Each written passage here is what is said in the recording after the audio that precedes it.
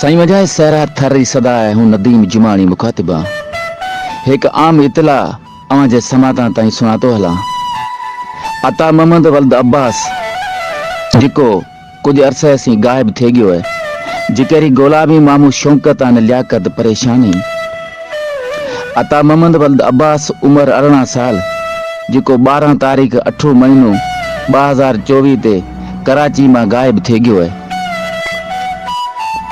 जिको गोठ में कराची फैक्ट्री ते कम करण गयो तो जी घरा गयो सिर्फ एक दफा फोन ते बात थी थी जेके असां पछे यको फोन बंद पियो है अलाए ते कीण हलियो गयो या गायब थे गयो या बीजो को मसलो थे गयो है जिकेरो को बि डस पतो नथो थे।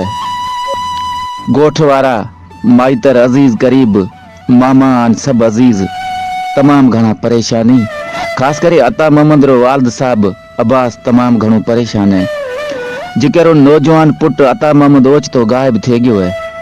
तमाम घणी पुछा करण सां गोला करण सां किथे भी को भी डस न मिलियो है।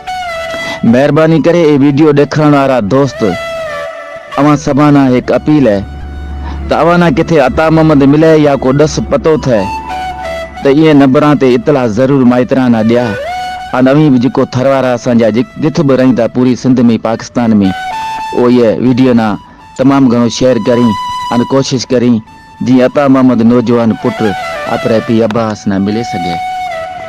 फोन नंबर है 0344 24 15 618।